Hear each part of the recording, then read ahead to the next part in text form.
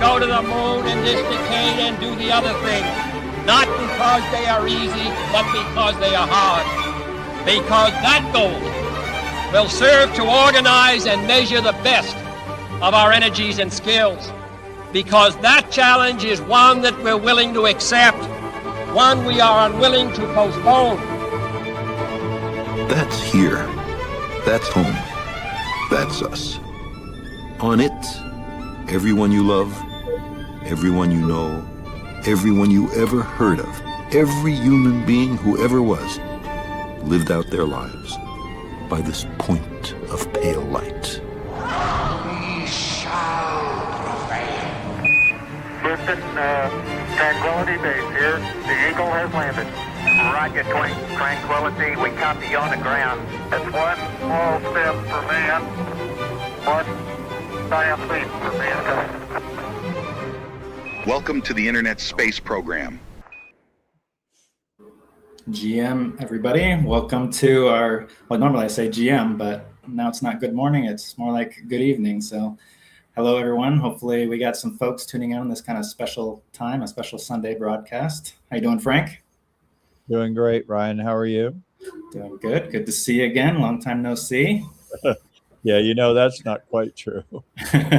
Our daily check-ins and all the work we've been doing here for the past 45 days and even beyond that. We're coming here to the end, kind of our last, well, not quite 24 hours. We're at maybe 30-hour push or something here, but we're in our home stretch of the Send Frank to Space campaign. How do you feel? Well, it's been a terrific experience, Ryan. First of all, I've come to understand MoonDAO. And, you know, I really have enjoyed working with you and Pablo and everybody who's involved with MoonDAO. And really to understand that MoonDAO has a space program and that it's more than just sending 2 people on a suborbital hop, which is a pretty big accomplishment. But I've got to know the mechanism, how it works, and I find it very impressive. And I'm really pleased to be part of it. So that's been fantastic. I think the other part of it that's been interesting, I go back to what President Kennedy said in that clip, which is we do these things not because they're easy, but because they are odd, which is an awesome way of saying it. What we've been doing for the last 45 days and even beyond hasn't been easy. It's been hard. It's been challenging. And I think there's something about giving over your energy to something that's worthwhile, whether it's hard or not, that we've been doing. And I think we've come to understand it's much bigger than a flight for me. It's really about the overview effect. It's about the choice between an overview perspective and a surface perspective, and that humanity is being faced with a fundamental choice right now. So for me, a flight has taken on much bigger meaning even than it was when we began.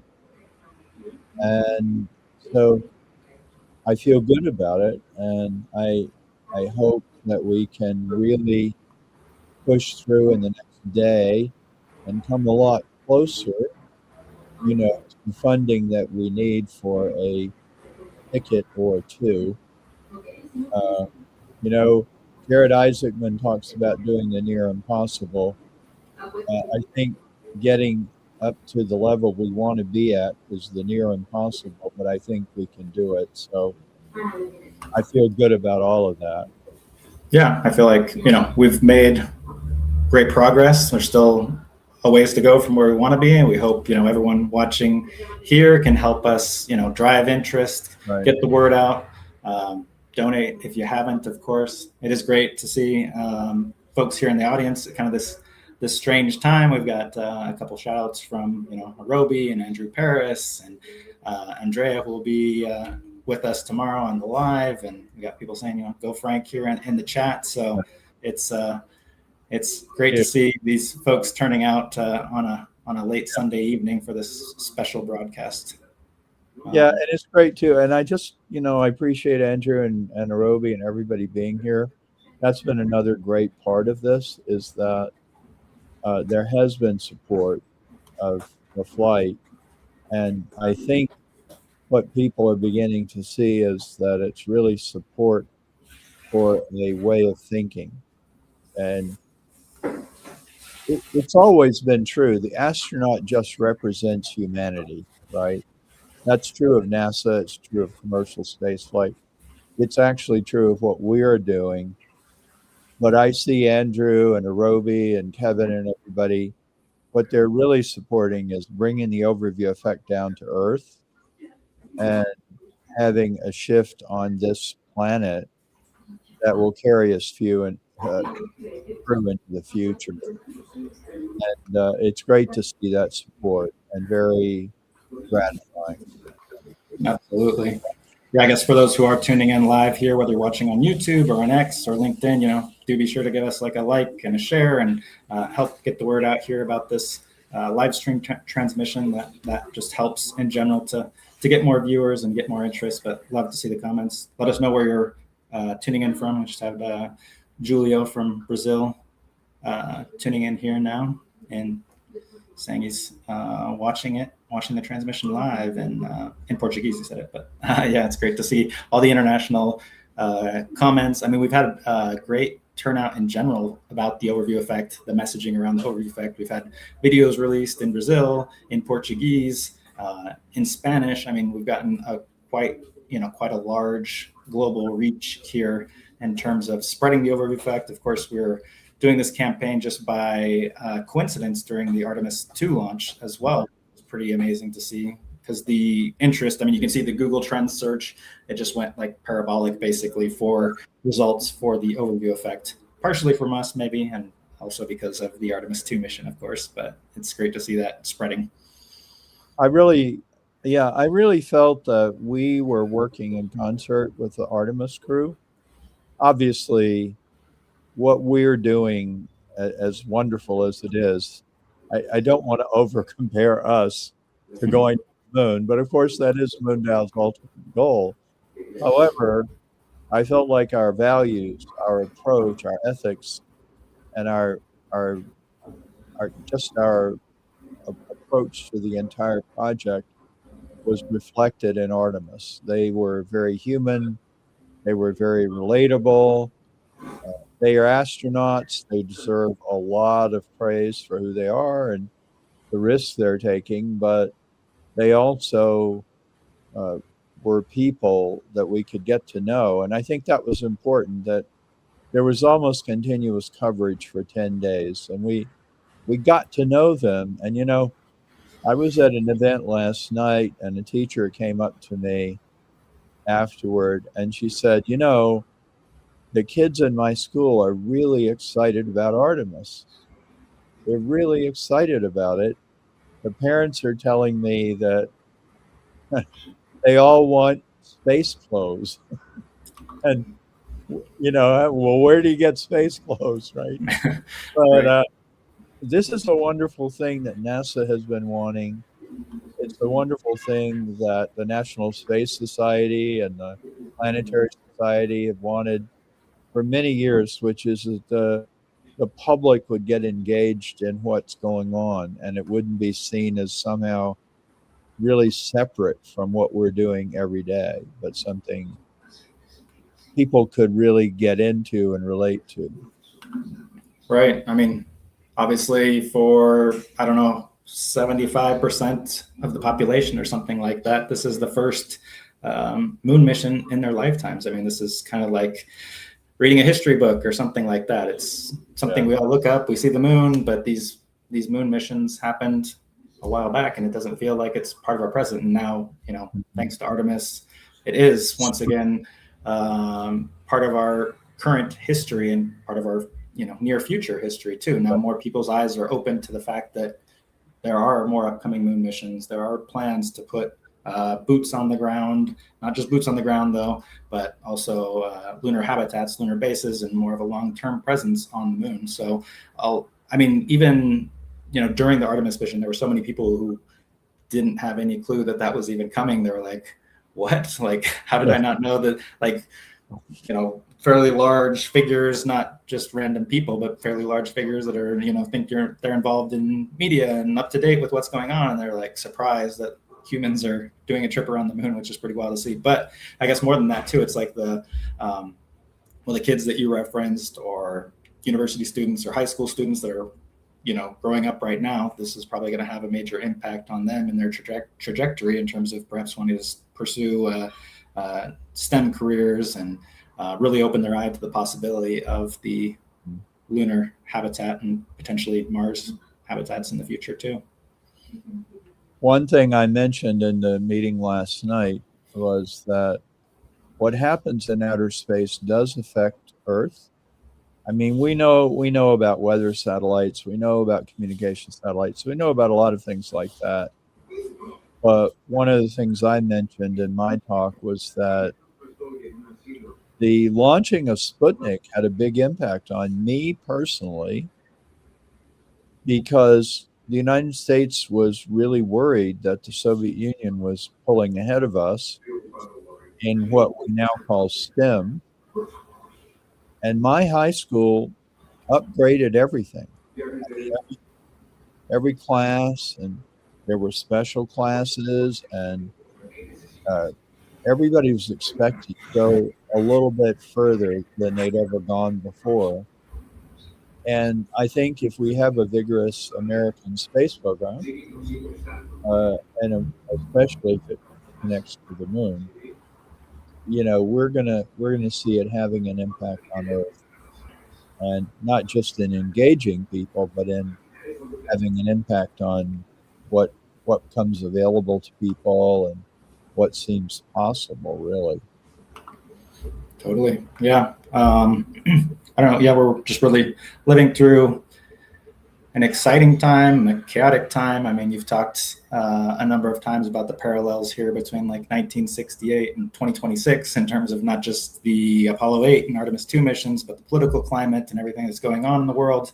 So yeah, I mean, there's a lot of challenges and a lot of obviously opportunities that are in front of us right now. I don't know if I have a question about that, but it's just an interesting time. And I think, this is really why we need to bring the overview effect down to Earth. And it's not just about putting you in space, or potentially you and another member of the community into space. It's about bringing that experience down to more common parlance, opening this opportunity for more and more people, because as more and more people have the overview effect experience, we can really start to change people's perceptions of the Earth, perceptions of where we are, in this universe, and have a much wider impact than the 800 or so people that have had this experience to date. So it's still still very, very few people out of the 8 billion that are on Earth.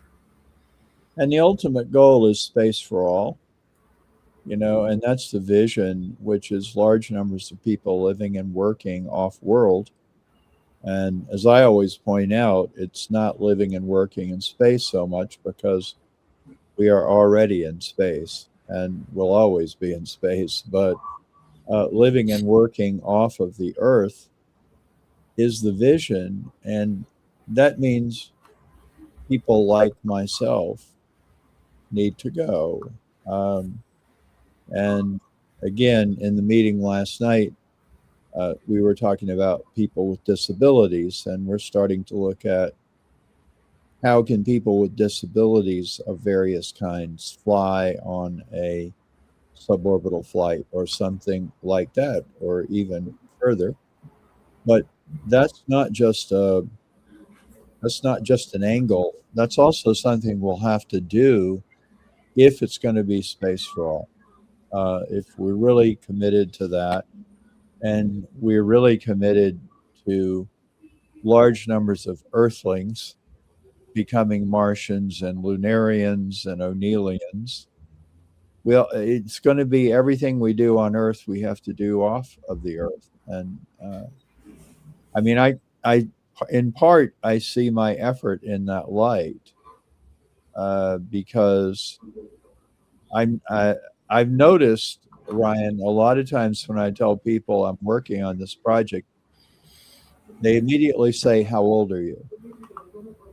Yeah. It's like, well, does that really matter? But it does, because the perception is it's a young person's game.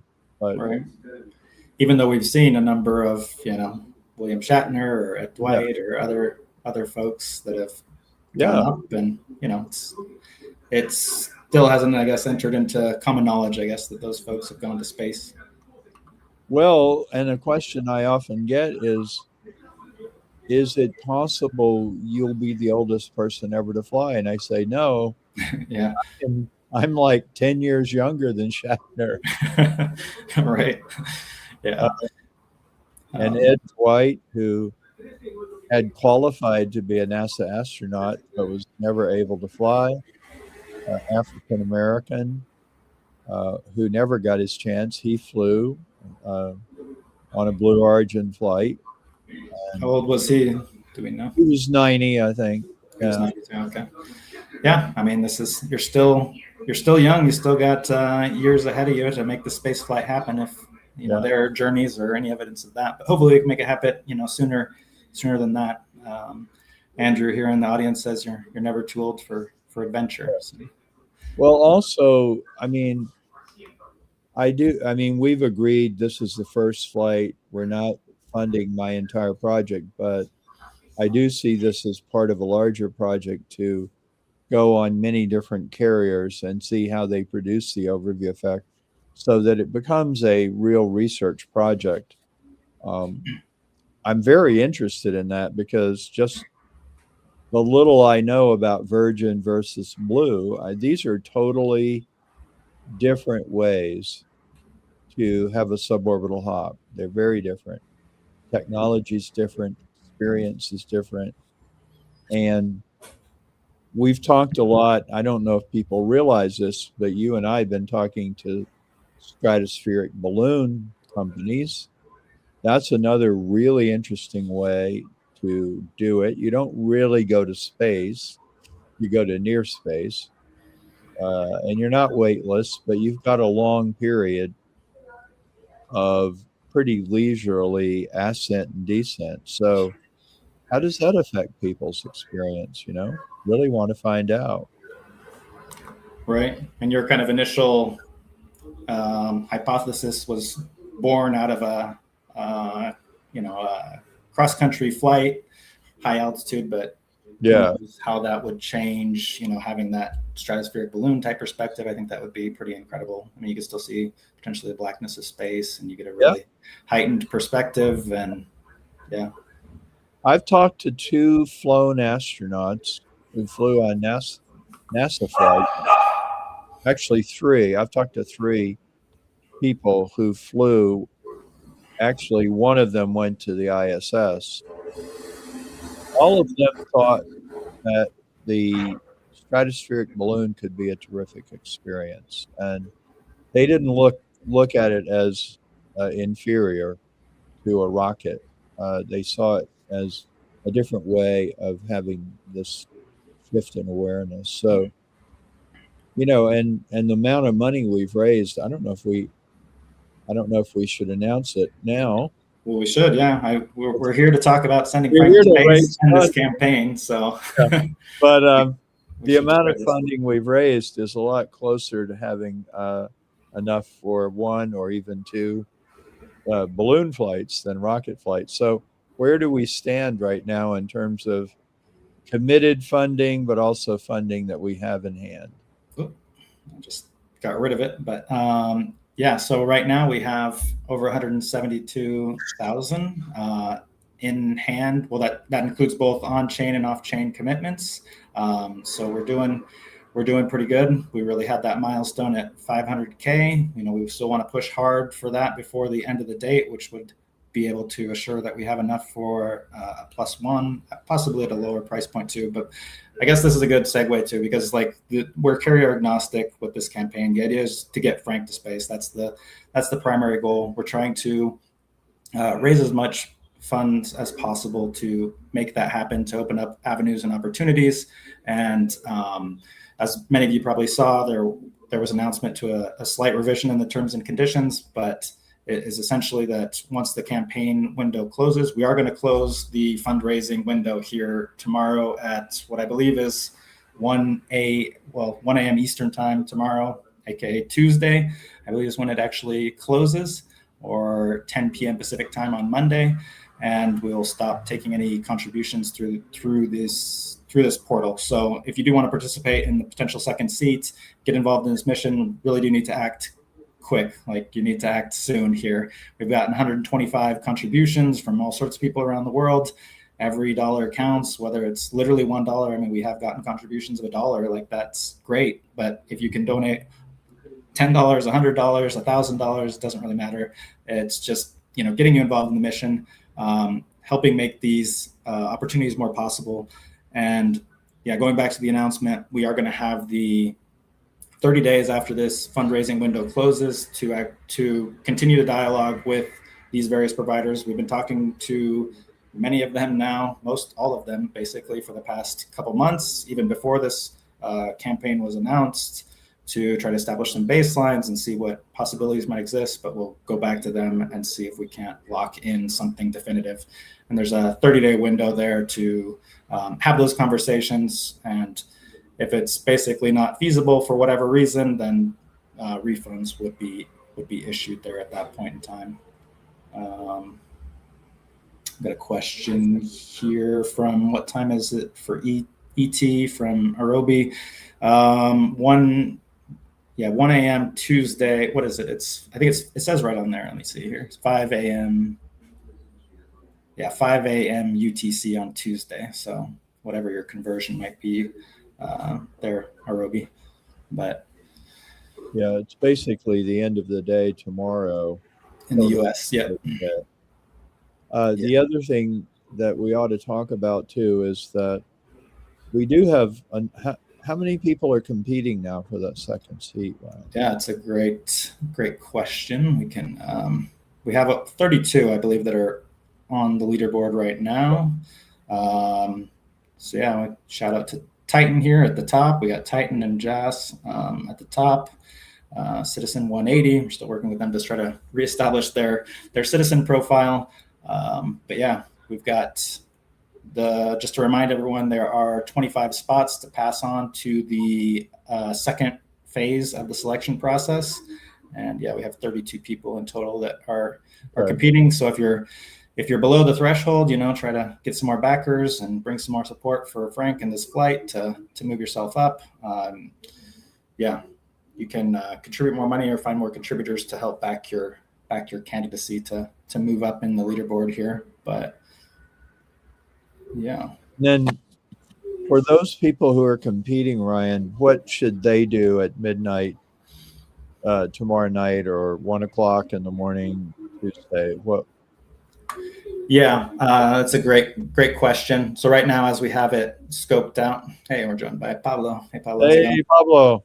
Hey, how's it going, guys? All right, I don't mean to interrupt. This is important info, right? Yeah, good to see you.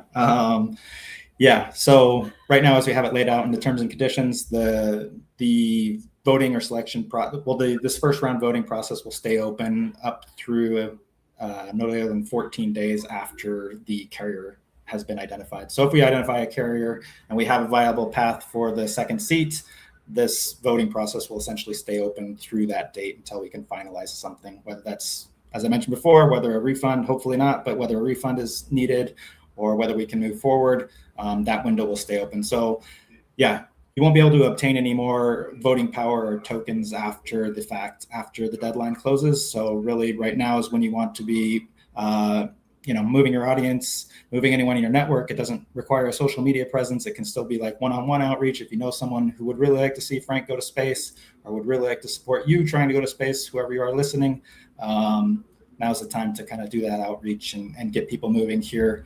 tomorrow, essentially, before that window closes. And then the voting, as I said, will stay open, but there will not be any other way to acquire extra voting power or anything like that once the window closes. Right. And one thing I want to add, if you contribute $100 to this campaign, you will become a citizen for free. So you get citizenship as a result of that contribution. If not, you'll have to become a citizen in order to enter the competition. So the key three things is: one, you have to contribute; two, you have to be a citizen; and then three, you have to go and then back either yourself or another citizen in the competition. So I'll say those three things one more time because it might not be obvious to people. So you back citizens. You have to be a citizen to compete, and in order to back them, you take the tokens that you have, and then you allocate them towards the citizen. So I'll say it one more time in a different way. I'll just keep saying it in different ways so people would understand. If you want to be in the competition, you compete, and then you become a citizen, and then you back your citizenship profile. So contribute to the campaign, go to moondao.com/join, become a citizen, and then go to this leaderboard and back yourself. You have to do those 3 steps. Hopefully that's clear. Yeah. Yeah, we have a question here from Arobi. Can I participate at last moment in competition? Yes, the barrier to entry, like I said, is still relatively low. You do need to be a citizen, but if you do contribute the $100 to get, free citizenship at no extra cost, and then back yourself, you can essentially rise up in the ranks there, which should be enough to pass the threshold, I believe. But yeah, it's not too late. Join now. I mean, becoming a citizen of MoonDAO is not just about this, although this is one of many opportunities. We had in the past. We had another Ticket to Space competition where we randomly chose a person to go to space from the community. But we've also done things like zero gravity flights. People can earn rewards for their independent contributions. We don't need to get into the whole thing, but there's a lot of different benefits about joining and becoming part of this MoonDAO citizenship process. Yeah, so I want to bring this question up because I think it's still not clear. Martina, so tomorrow is the deadline for the fundraiser. You can no longer contribute after the deadline ends. However, you can still back different citizens for 14 days after it closes. So there is a gap in between, and that's 14 days. Hopefully right.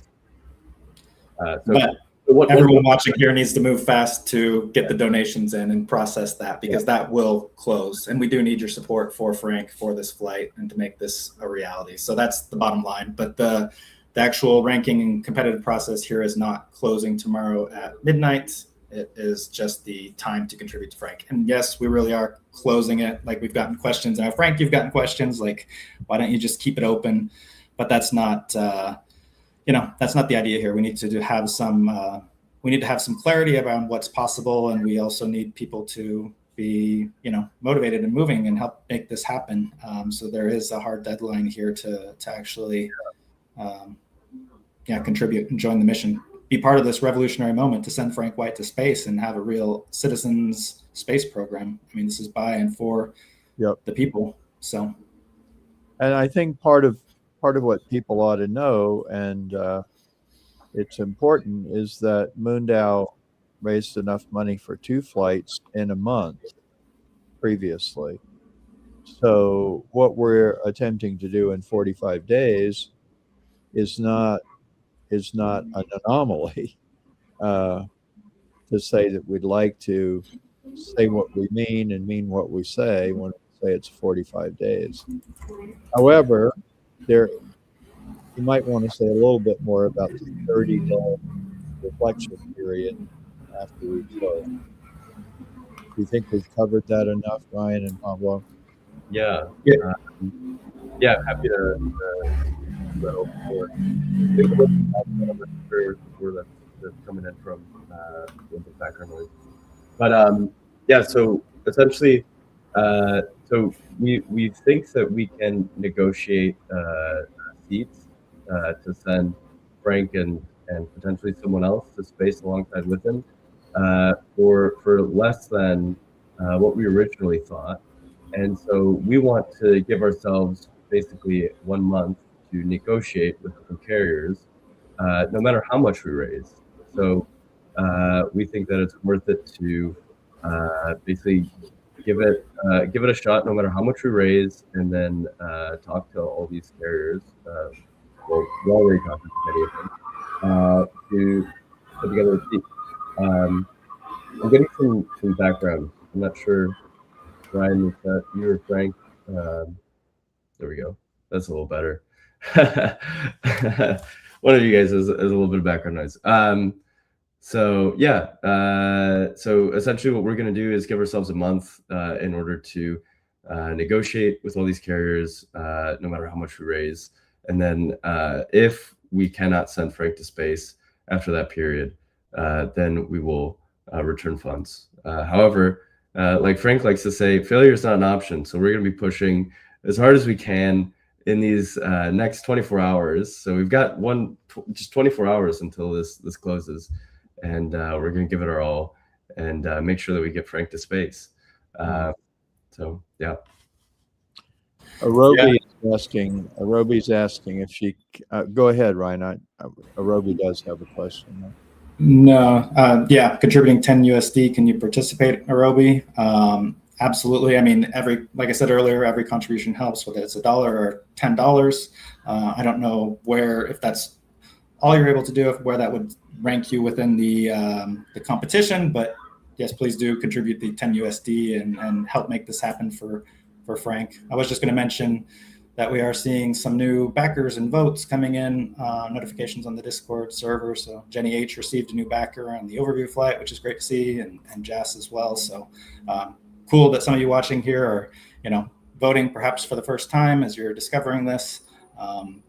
But yeah, would like to see some contributions coming into here while we're live. So if you haven't donated yet, you can go to moondao.com/Frank and you can hit the contribute button where it actually says switch network on my screen share here. But yeah, let's see if we can't get those contributions moving here today, tonight, and over the next 24 hours. Yeah, so I just plugged it in. So whenever you contribute, you can see how much overview tokens you're getting in exchange. So for $10 US, you currently get 4 overview. And then that puts you within the leaderboard, not within the top 25. So currently, I think you need 24 overview in order to be in the top 25.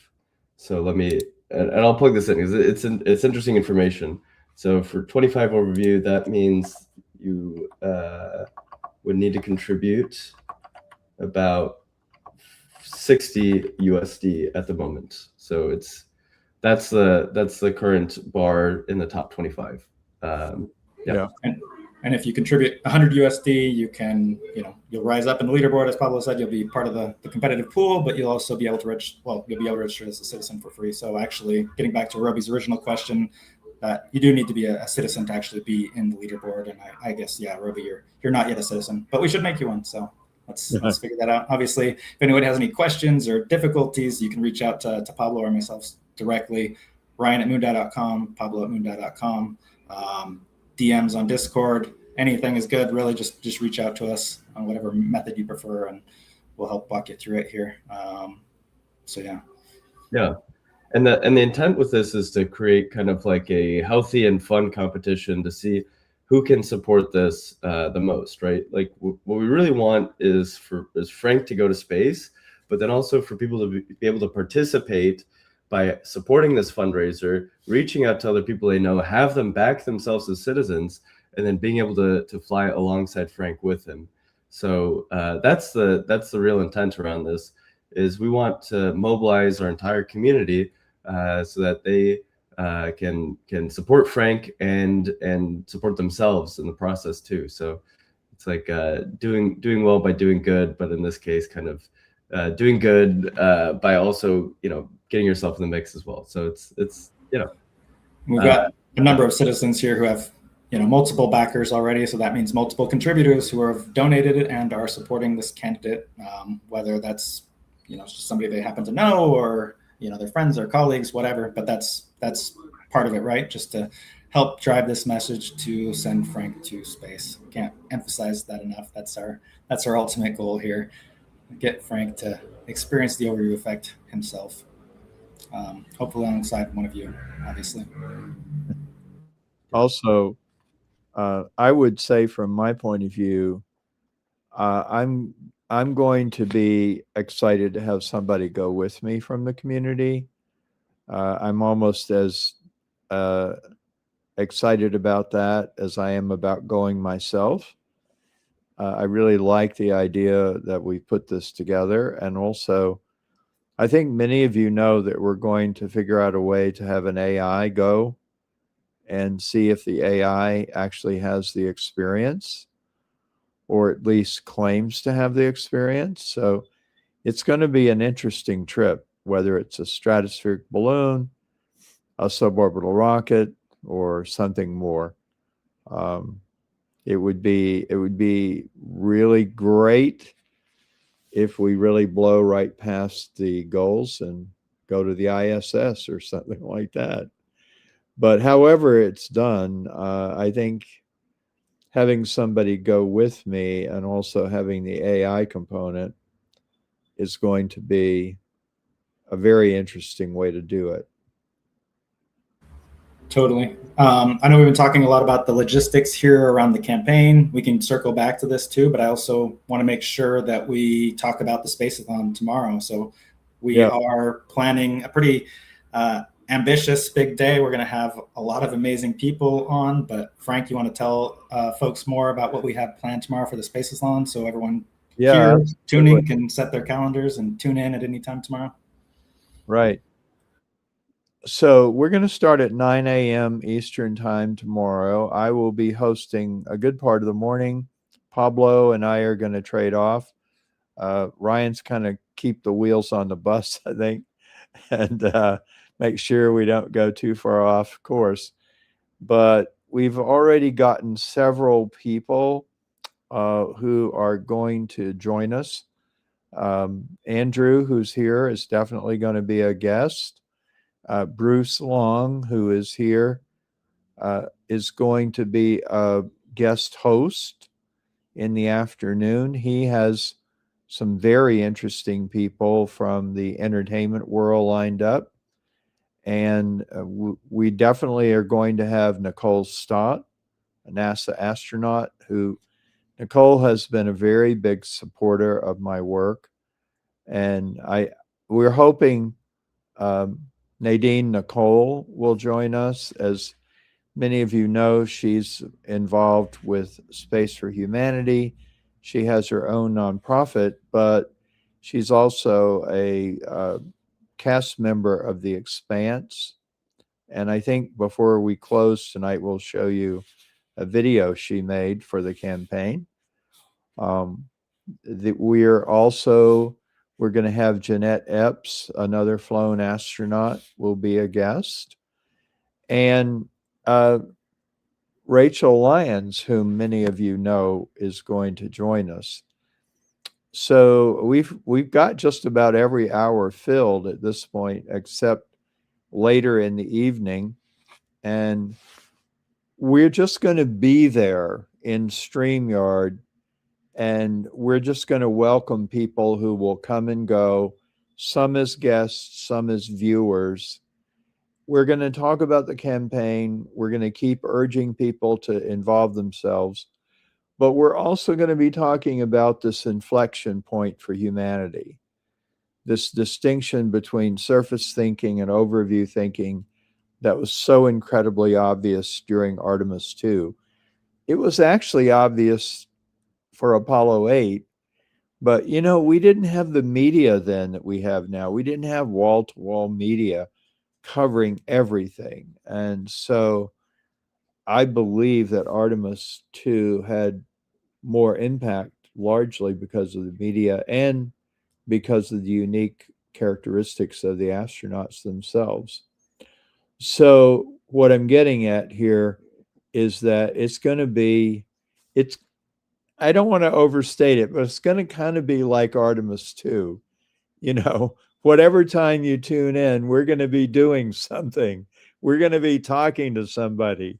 We're going to be having a great discussion about the flight, about MoonDAO and its grassroots space program, and about this choice that humanity faces. So at 9 p.m., we or 8 at 8 p.m. the three of us will come back on.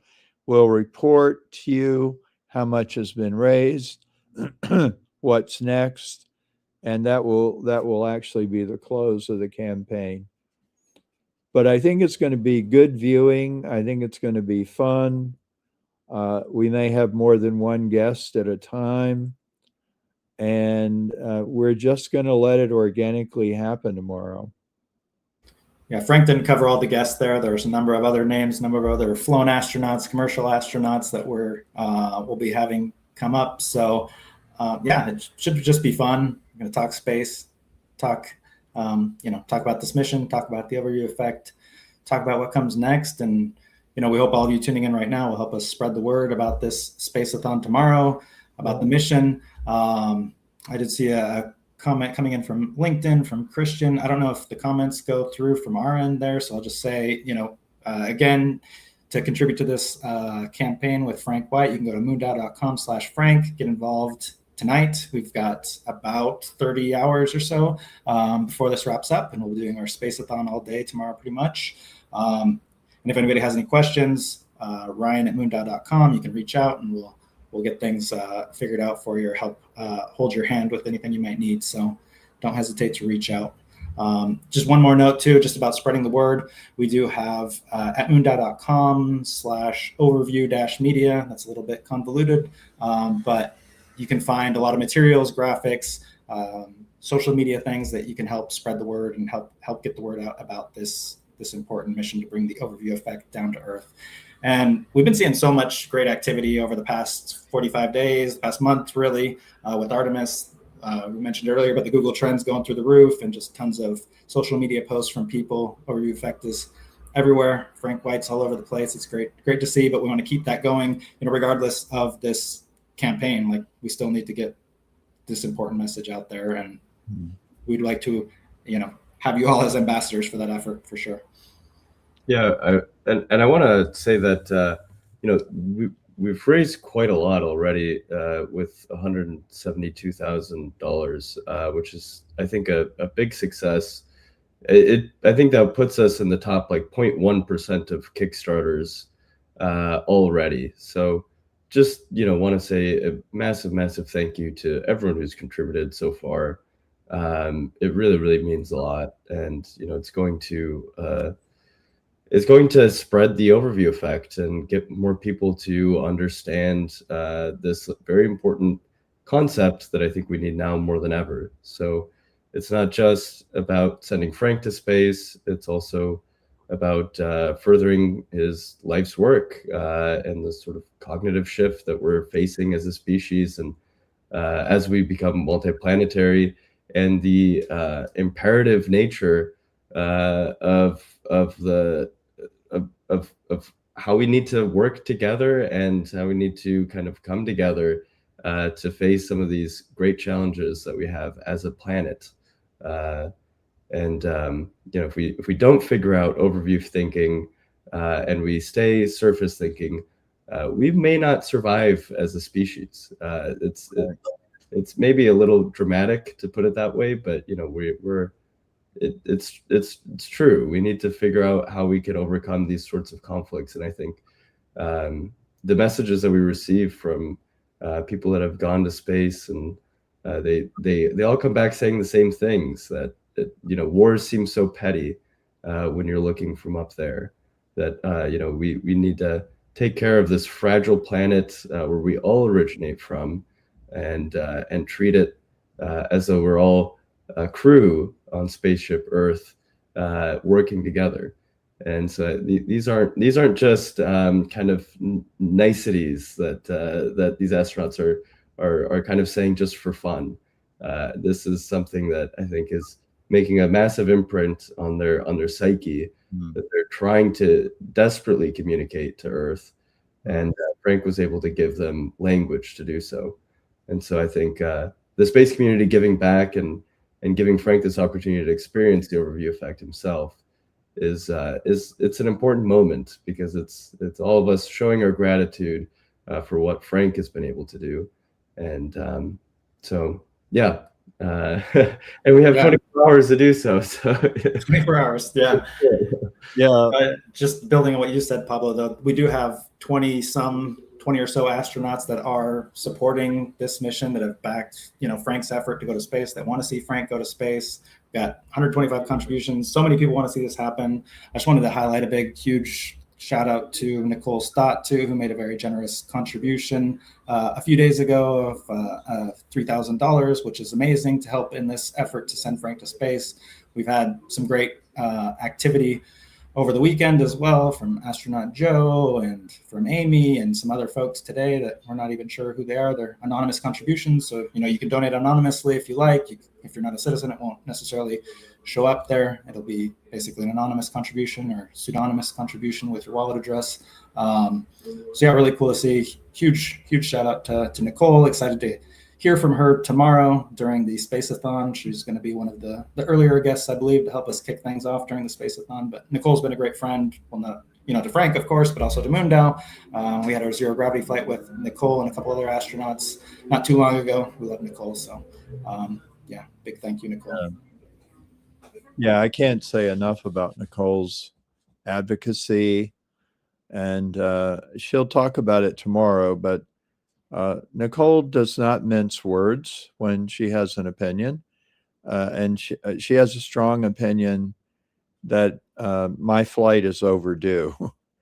It's not something I can really say, but Nicole can talk about why she feels that way, and I think it's important.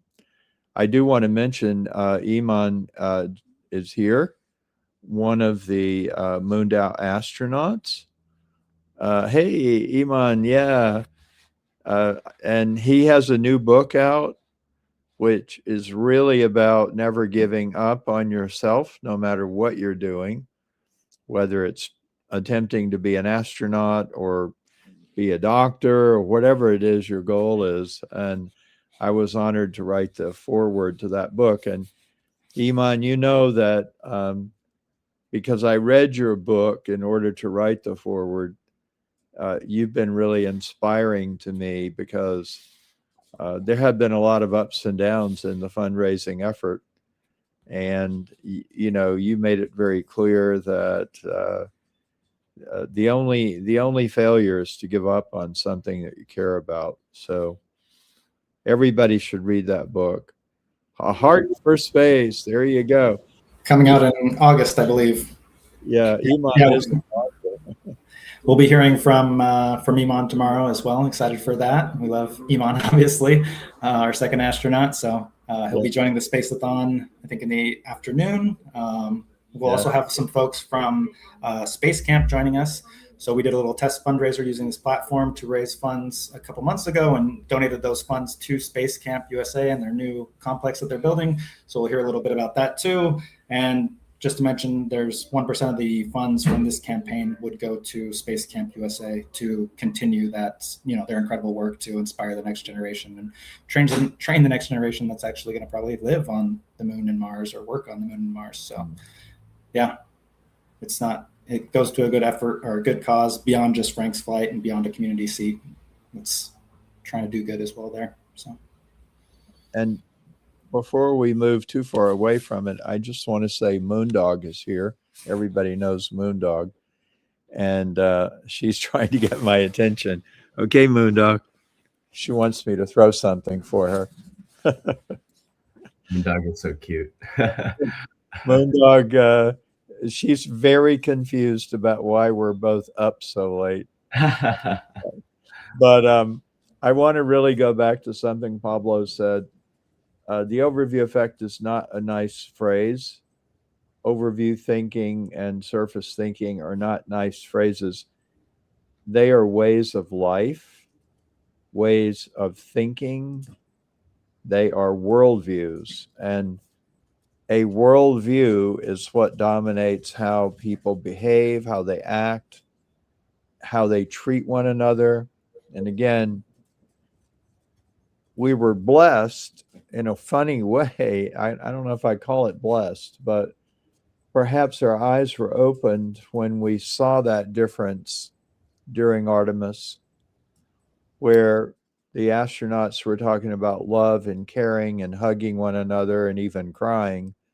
And on the surface, we had a very different kind of language, very different kind of behavior of people, one to the other. We want to carry the Artemis effect forward.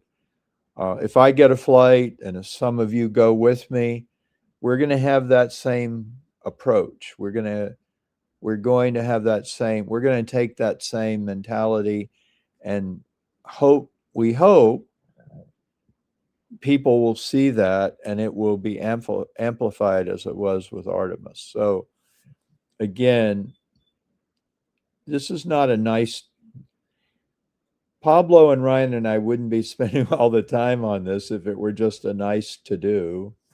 You know, we think it's actually very important, if not urgent.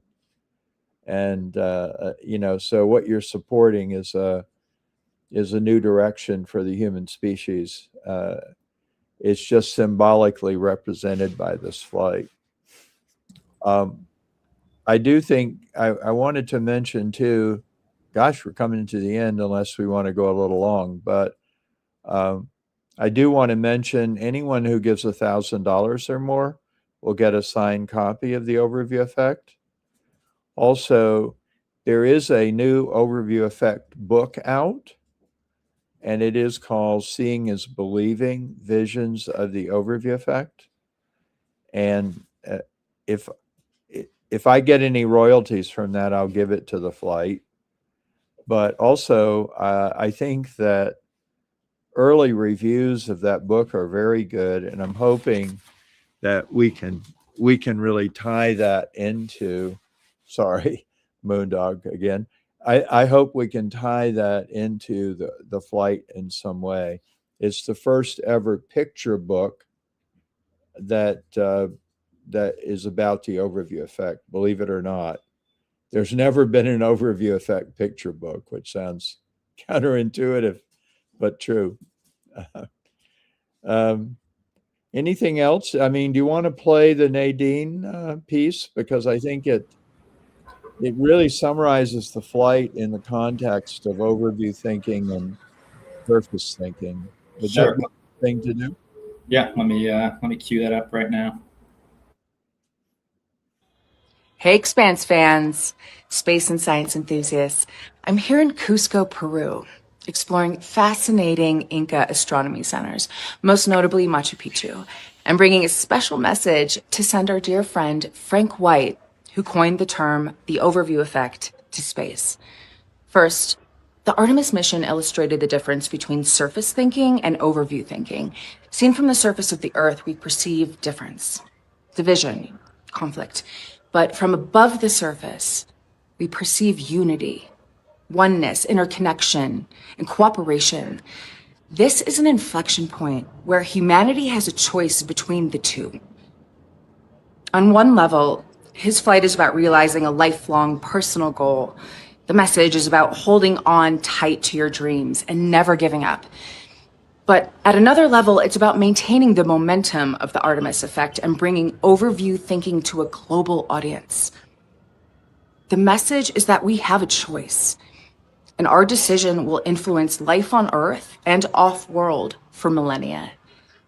We're inviting people to go beyond making a contribution and join the mission.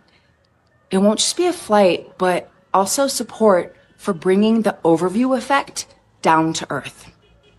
So join us in sending Frank to space. She did a great job there conveying the core concepts and why we want to do this. Huge shout out to Nadine for that. Yeah, when I say I couldn't say it better myself, I mean it. She has all the ideas there, and a delivery that is so professional. Really, really well done. Yeah, it's almost like she's very, very good at communicating things. She maybe does it professionally. Yeah. Yeah. Yeah, the way that video was made was, I asked Nadine if she could make a video, and she said yes. And she said, just send me some details and talking points. And, she took that and turned it into what you just saw. And that is a professional person at work, really. It's terrific to see.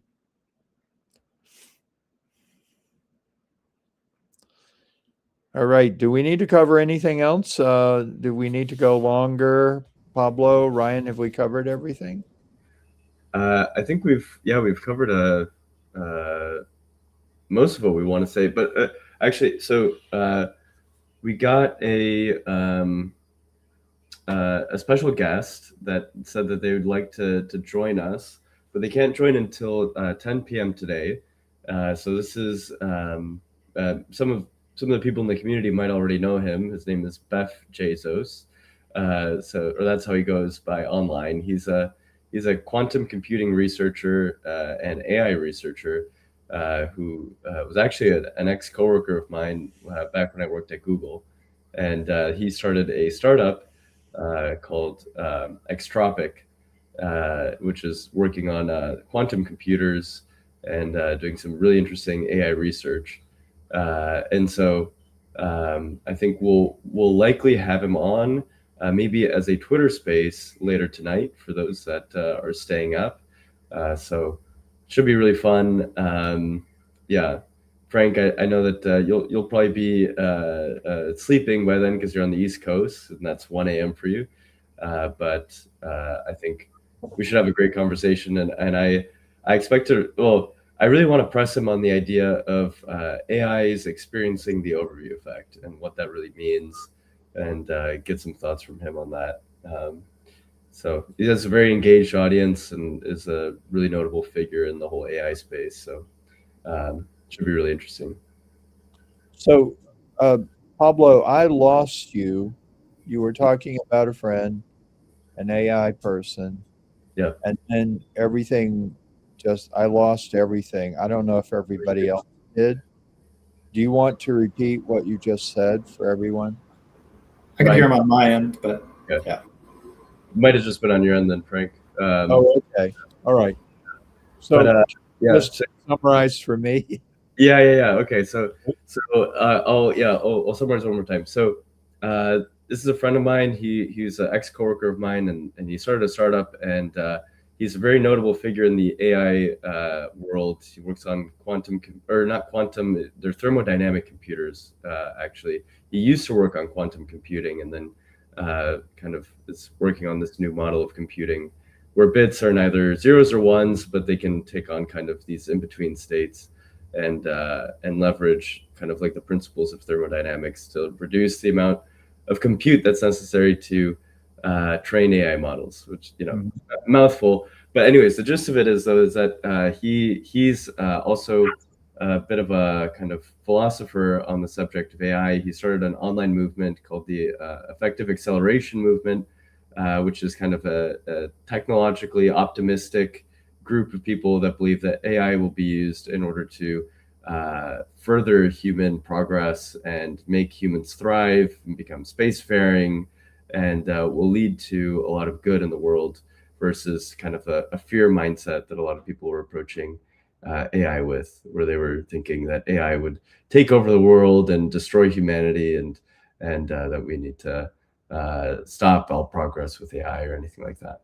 So he's actually he was in a documentary called the How I Became an AI Apocalyptimist.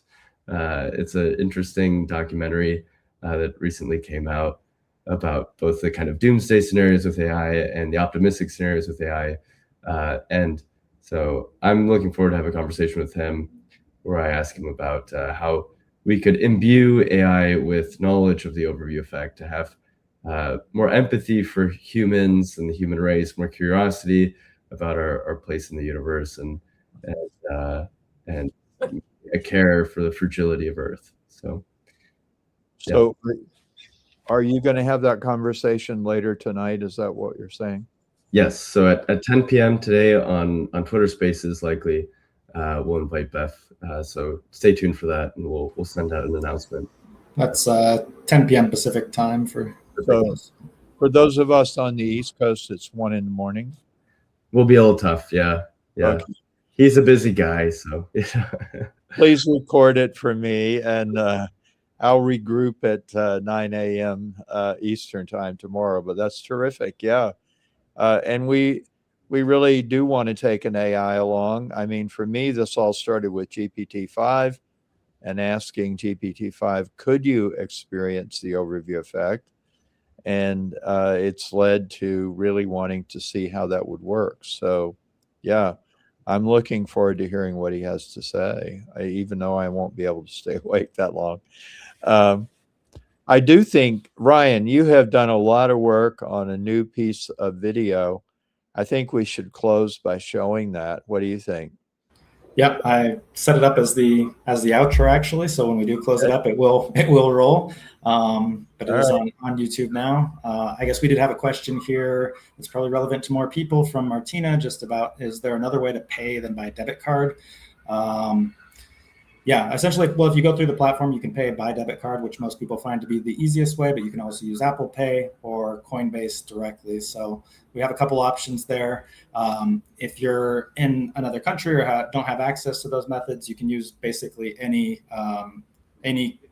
crypto exchange, whether that might be Binance or any other platform that's available internationally, or that's best for your specific country. We can perhaps advise in some of those cases if you want to reach out, but try to go through the flow that's right on the website. And debit card is what we'd recommend. It is backed by Coinbase, which is a massive publicly traded international company, super reputable. So yeah, I wouldn't necessarily worry about using your debit card with that. It's not on MoonDAO's platform. It is via the Coinbase platform. So if that's your concern, I think you should be using it. Yeah, I really want to emphasize what Ryan just said. So Coinbase is one of the most reputable companies in this entire space, and are heavily regulated. So I have complete confidence that they wouldn't do anything weird with your card or anything like that. So and we work with them closely with the on-ramp, and they've done a great job in making it simple so that people can on-ramp up to $500 without even creating a Coinbase account, and making it a lot easier. So now you can contribute in just a minute, even if you don't have any sort of experience with crypto or anything like that. You can just plug in just like any other payment that you do online, your card info, and then it just works. So it's really cool. If anybody's stumbling on it too, go to our YouTube channel, and we have a great little walkthrough video that Pablo put together that shows how the whole contribution flow works. But it should be pretty easy. Frank's done it himself. It's you can walk through it in just a couple minutes without any knowledge of crypto or blockchain or really anything there. So yeah. And Martina, we're doing a little tech support for Martina, I guess, right now, real quick. But this is actually important for a lot of people. We really highly recommend trying just the debit card option if you can.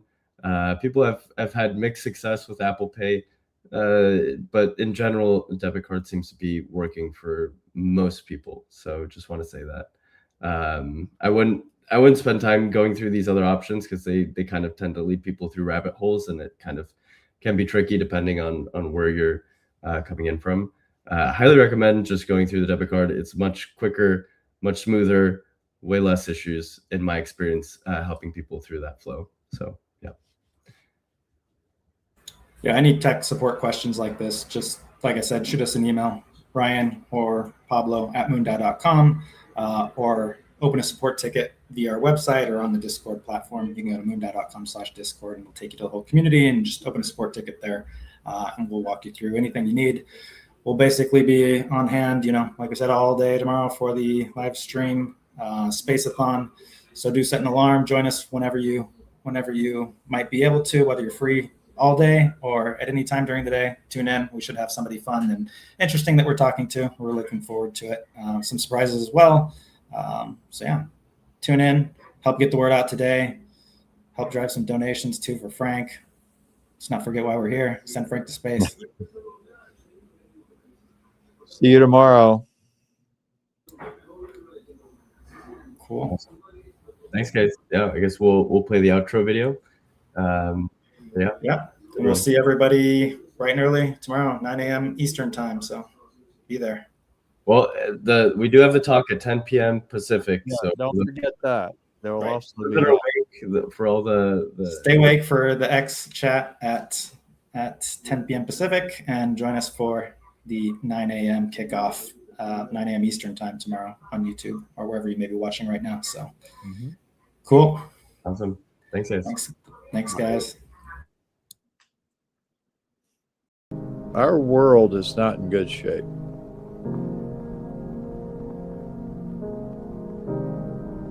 And you don't have to be a rocket scientist to see that we, as the crew of Spaceship Earth, we're kind of doing a terrible job of being the crew. All the astronauts say when they get up top, they're like, wait, what are we doing? Yeah. But explain to me what the overview effect is.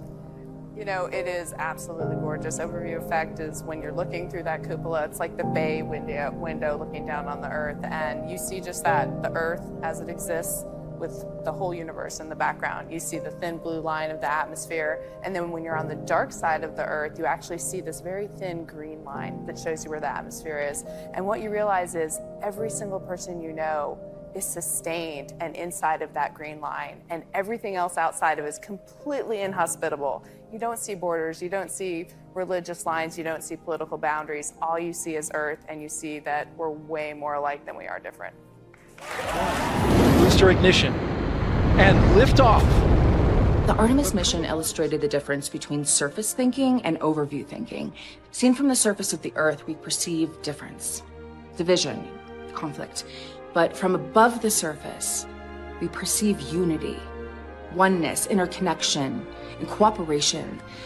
This is an inflection point where humanity has a choice between the two. And our decision will influence life on Earth and off-world for millennia.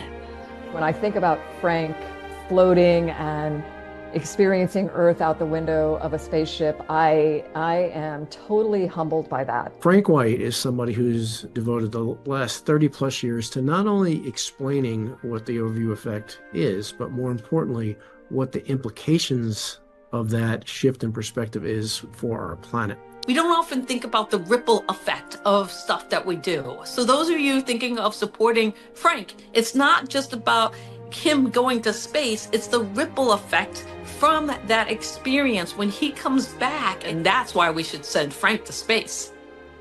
We're inviting people to go beyond making a contribution and join the mission.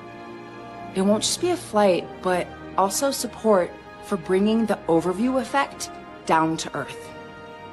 So join us in sending Frank to space. Send Frank to space! And bring him back. It's time for us to fly Frank to space. Let's get Frank to space. Let's send Frank to space. We are here to say, send Frank to space. Send Frank to space! Send Frank to space! Send Frank to space! Get Frank to space. Send Frank to space. To engage in supporting the project of sending my friend Frank White into space. Let's get this guy to space. Forget about me. Let's get Frank White to space. Tell them one more time. Let's send Frank to space.